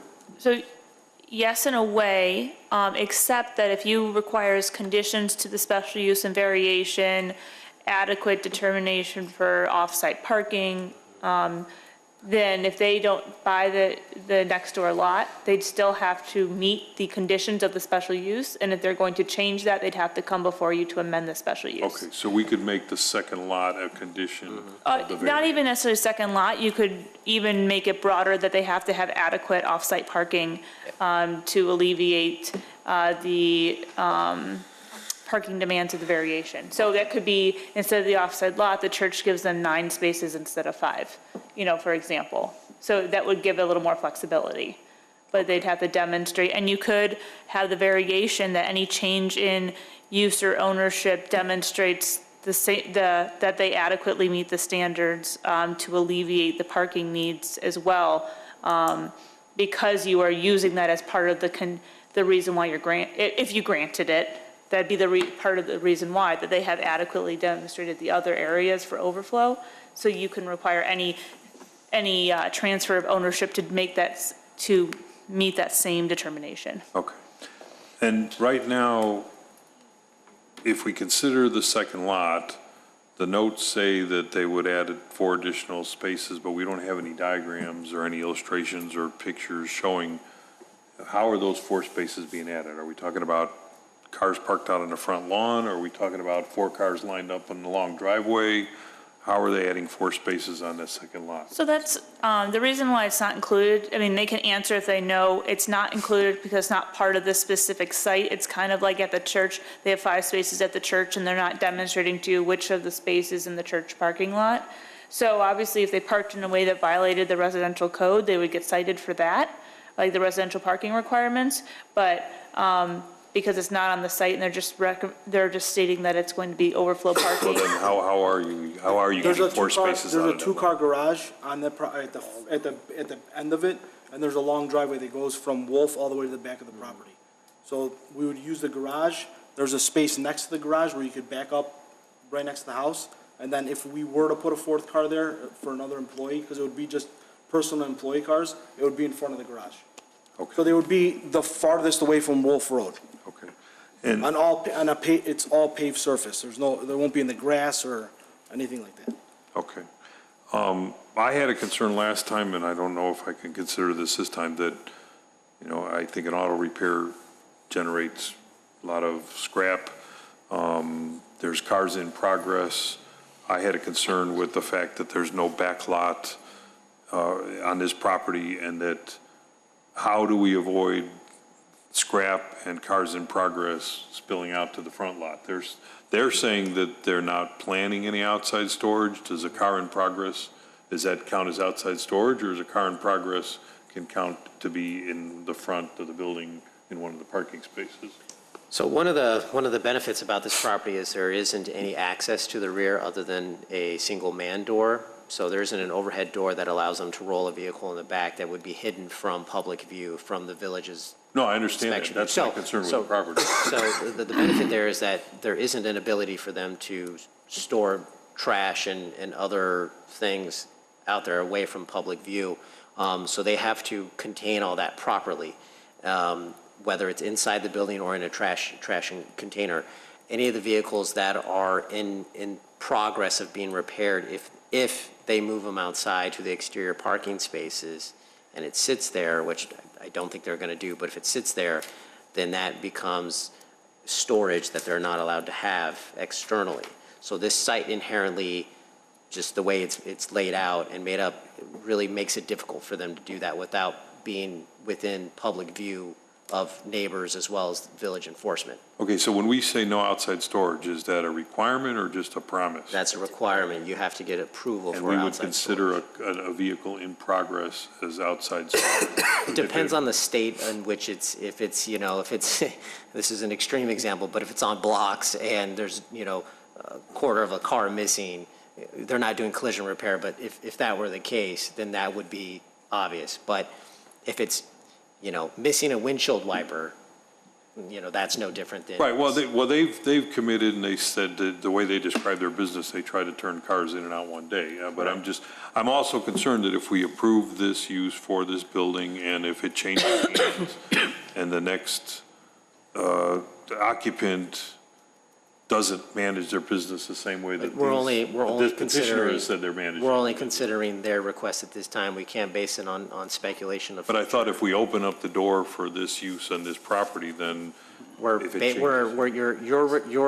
The petition in front of you today is this request based on the facts that they presented to you on how they would operate the use and how to address the standards for the variance and the special use. Okay. If you don't feel that they've met those, then those are things that you should either have them address or rectify. If it's based on the premonition of how it's going to be used 2 owners from now, that's an entirely different issue. Okay. Well, I guess if the outside storage is a requirement and not just a promise, that would alleviate my concern in that case. And I would, before we vote, I guess I would like to get clarification on what we are considering the variation, because we've now thrown around a lot of numbers. And I also want to ask if the staff concurs, aside from Commissioner Creech's concern about the offset, does the staff concur with an additional space in the front lot? The existing spaces, the existing exterior spaces are 10 feet wide, so there's an extra foot to gain from these spaces. Plus, there's a little bit of excess pavement on the south end. So by restriping these spaces and narrowing them to the standard minimum 9-foot width, they're able to pick up the extra footage that they need to add one more singular spot. And they can do that all within the limits of the current pavement, which again, by code is legal non-conforming, so there's no approvals necessary for that. At the last discussion of the Plan Commission took a poll and agreed that the variance would be 18 spaces. Since they've gained 1 space, that reduces it down to 17 spaces. So the request is for a parking variance of 17 spaces. But do we count the 4 additional You can next door? consider that as part of the offset, as Mallory mentioned, the offset of how they plan to control and use parking physically on the property, but it doesn't alleviate the fact that there isn't those 4 spaces on this site. So while technically the variance still stays at 17 spaces, part of the discussion tonight is whether or not it's appropriate is the fact that they've provided additional measures to have parking elsewhere to account for the lack of spaces by code on this property. Well, I would have to assume that the church wouldn't be in agreement with cars in progress. No. They're The car has just to leave thinking that night. customers, and your customers are going to have to worry about door dings now that you narrowed out the spaces. Yeah, Commissioner Yednick, the only thing is staff was comfortable with counting the 5, not the 5 list, but the additional 5 interior as part of the parking requirement. I recall that. It was the commission, at least last time, had polled and stated that they weren't comfortable with counting them towards the total number. But those are the only additional parking spaces that staff would be comfortable with as far as reducing the variation number. The 1 additional one they found outside, and then the 5 inside. Okay, so the agreement with the church and the next door lot would just be The consideration, but addition, yes. it would still be a maximum variation. They would not be included in the variation. Correct. I got you, okay. No further questions. Thank you. Commissioner Powers. Thank you. When you first came here last time, didn't have much pictorially. I couldn't, I kind of thought I knew what you guys wanted to do, wasn't really sure. This is much better. I mean, what you gave to us, to me, shows how it's going to be organized and laid out. And I think I'm good with this. Also, Yeah, we'd have to assume this It's is not to the scale. I- It says right on there, it's not to scale. Okay. At the same time, I also had questioned the need for such a variance, the way you described the business and the way you're going to use it. Like Commissioner Kalis, I feel like you're probably not going to need all those spaces. So what you've come with right now, I think, right now, I don't have any further questions. I feel comfortable with what you're doing. Thank you. Okay. Commissioner Blanova. Thank you. My concerns were addressed, thank you. No further questions, thank you. Okay, thank you. All right, my questions, let's see. Most of these were covered already.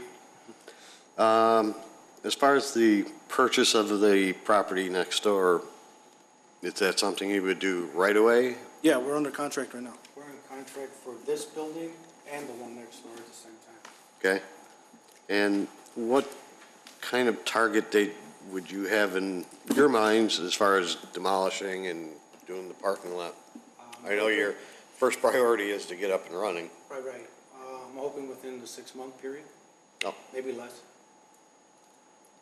okay, so if we were to put a deadline of 12 months on it, you'd be okay with that? Yeah.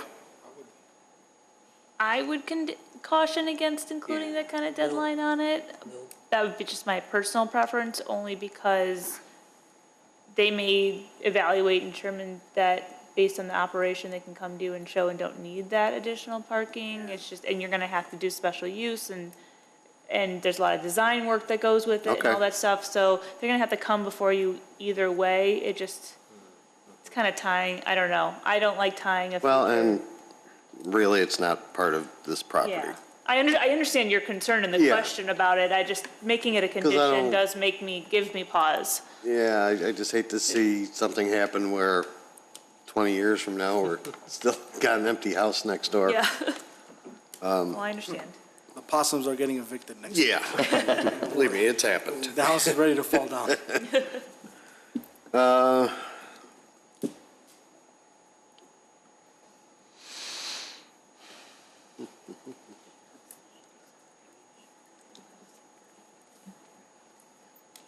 Now, down the road, when you do have to come back for permits for the parking next door, does that affect the variations on the main property?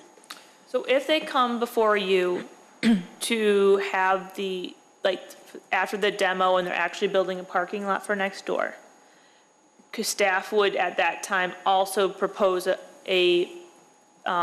ordinance amending the variation to either remove it entirely or whatever the change may be based on what their design of any future parking lot would be. So it would absolutely, because it'd have to come before you anyways for any special use for that parking lot structure, we would automatically come before you and fix the variation, because it wouldn't be necessary. So they could take out those 8 spots along Wolf Road if they have enough parking Yes. on the north side. Well, what if they wanted to do, I still have a concern with material storage, and we talked last time about, old tires, and they They might could all get picked also- up every yeah, once a they week. could, Could they put a structure like that on that property? Yes, they could put a structure on it. Again, it all have to be approved. They could also ask for an amendment to the special use to allow outdoor storage if they had a structure or a place behind. That all would have to be approved and come before you with plans and all that before any of it happened. Yeah. So yes, they could do that, especially if they find they need more room to store things, but they'd have to come before you with all of that. Thank you. And there'd be a Is the parking property requirement next- for that building, of course. Is the property next door the same depth as the building? Yeah, it's the same depth, yeah. Same, okay, But it's a The lot width- The lower. width is like about half, it's about half the width, so. okay. It's approximately 13,000 square feet, the lot. That lot? Yeah. Unfortunately, the house is on the building side. Yeah. Yeah, when I saw that the first time, definitely different codes back then. All right. right, I think that's all I have. Any other questions, concerns? Okay.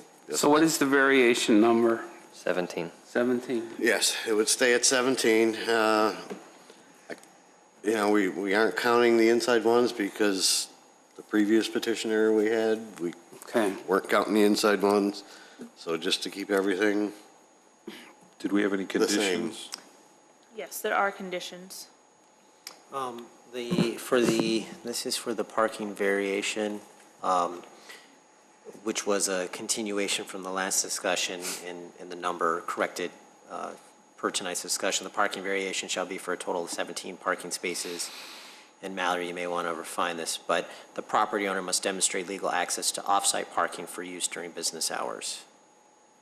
I don't know if there's any other way to state that to satisfy the. I would say any future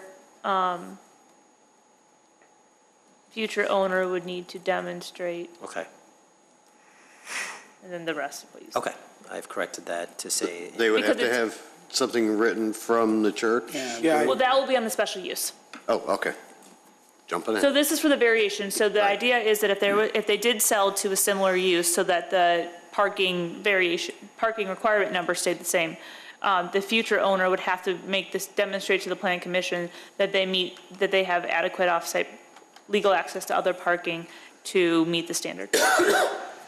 So that they couldn't, as the concern was stated, sell the whole business, and someone else operates it in a completely different way and doesn't have other parking. So that's to alleviate that concern. In that scenario, we wouldn't even vote on a variance because it would exist. We would just be voting on a special use. There wouldn't be a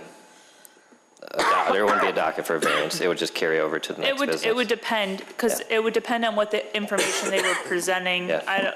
Procedurally, I'm not exactly sure what the vote would be, but Okay. they would have to demonstrate to staff and you Yeah. that they meet the condition of the variation. If they Yep. meet the condition of the variation because they have the same agreements in place, then you wouldn't see it. Yep, in the special use. But if they had a different way to alleviate the parking that was different than what is currently in this petition, then you'd present it. probably see it. Okay, great. One last question, I guess, not to cast aspersions, but I assume the petitioners are under oath, and when they tell us that they are under contract to buy the property next door, that is a fact on record? Mm-hmm. Okay. Then they sent it to you, right? we No. send it, we send it. You sent for the subject property, No, for the house. for the house too? Oh, That's for the parking lot. this is for the, That's for the church okay. That's good. or the property. Oh, okay. So, Thank you. and we have them as part of the record. All right. All right. These are our copies to keep? I don't know if that's You appropriate if to you ask, sent them but- to me, Yeah. if you sent them, okay. We'll keep them as part of the record until we receive them, a Okay. copy, and then we can return them back to the petitioner. All right, so that's the That's the variance. variance, and that's the conditions. So do I hear a motion on docket number 2019-8A, the parking variation? So move. Second. Commissioner Blanova and Commissioner Kalis, roll call. Commissioner Blanova? Yes. Commissioner Kalis? Yes. Commissioner Creech? No, Commissioner Powers votes yes. Commissioner Yednick? Yes. And Chairman Johnson? Yes. Now, for 2019-8B, do we have any conditions? Yes, and I'll need Mallory's help on that one. Would that include the no outside storage for that? We can add that as it's a code requirement, but Oh, if it's a you, code requirement, okay. But it probably doesn't, it doesn't hurt to add it as a condition if you want it to be extra explicit.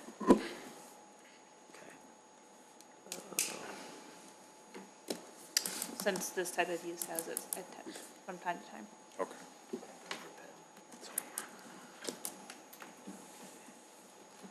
So, A little redundancy. all right, Mallory, do you want Is it a to, little redundancy, never heard of Mallory, do you want to go ahead and, it? What is that? it's a copy of the way it was before.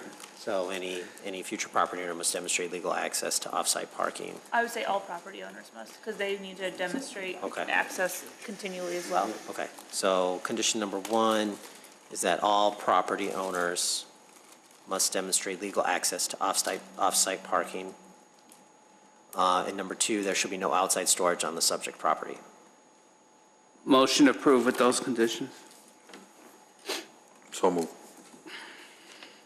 That was the second from. Second. I was thinking, what's going on? Space it out. Third. Commissioner Powers votes yes. Commissioner Yednick? Yes. Commissioner Blanova? Yes. Commissioner Creech? No. Commissioner Kalis? Yes. Chairman Johnson? Yes. All right. Motion to close this. So docket. moved. Second. All in favor? Aye. Aye. I got these. We'll have a couple pieces of paper for you. This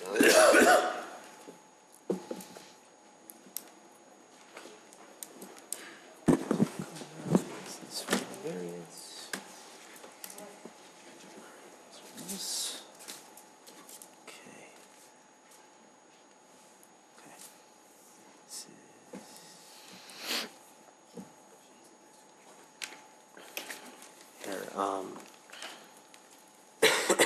Here, just take it, and then have her email it to me. No, it's fine, it's fine. No, it's fine, it's fine, it's fine. Usually have Helen email it. Yeah. Those two. Oh, okay. No matter what, okay, well, that's good. Okay, yeah, that one, if you just want to.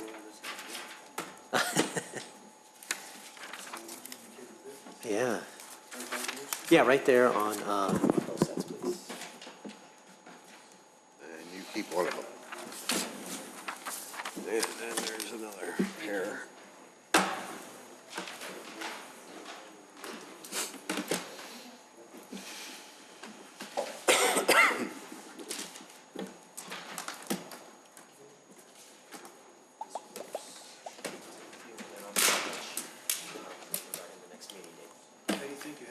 Thank you. Good luck.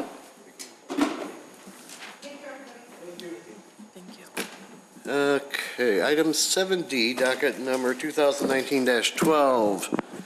This is for Forever Dance Fitness LLC, 15 North Elmhurst Road. Special use for recreational instructional facility. Mr. Robles. Yes, this item needs to be continued to the May 9th Planning Commission meeting due to improper public notice, so providing the petitioner additional time to provide that correct notice. Motion to continue. So moved. Second. If needed, We did it again. just in case. Commissioner Powers votes yes. Commissioner Yednick? Yes. Commissioner Blanova? Yes. Commissioner Creech? Yes. Commissioner Kalis? Yes. Chairman Johnson? Yes. Okay, approval of minutes of April 11, 2019, including findings for docket 2018-30 and 2019-10. So moved. Second. Powers and Kalis. Is this just voice? Yeah. All those in favor? All in favor? Aye. Aye. All those opposed? Huh? You need to ask for an opposite. Oh, any nays? Okay. All right. Other business. Commissioner Creech. I have nothing, Thank you. Mr. Chairman, thank you. Commissioner Yednick. No new business, thank you. Commissioner Blanova. Nothing. Commissioner Kalis. I'd just like to say I'm inspired by the way Commissioner Powers is taking over the motions, and maybe that's a sign that he'd be a great chairman. That's all. Commissioner Powers. I have nothing. Steve. Thank you. Just an announcement regarding the May 23rd meeting. That'll be a joint Plan Commission Village Board meeting. I believe the invite, if you will go out soon for that, but just wanted to let the Plan Commission know that. This will be a workshop, and I believe in similar fashion like other workshops. My suspicion is that it would be at the Public Works facility, but again, the official invite that we'll send out will have all the details. Staff is making an effort to keep that agenda free of any petitions at this point and working with petitioners to let them know that so that we can just focus on the workshop matter. Will we get information on the topic? Yes, yes, Okay. yes. I think I attended one of the Sometimes. guests before I was on the commission. You guys served pizza. Should I plan to have an appetite? Yes, please, It's yes. not always, you can't always depend Bring on one. that, but, We'll make sure to Can't always feed, count on that? to All feed right. and hydrate you. yeah, there's for no sure. guarantees. Depends how the village budget's going, I guess. So this, Oh, just for, this was the workshop that was originally scheduled, I believe, in March. and is now being, coming up now, so right around the corner. That's all I had. Mallory, anything from you? I have nothing. All right, well, there is an opening on the Plan Commission. If anyone out there in the public is interested and wants to get involved with the Plan Commission or any other commissions in town, please go to the village website, fill out an application, get your name in the hat. We're always looking for help. And with that, motion to adjourn the meeting. So move. Second. All in favor? Aye. Meeting adjourned.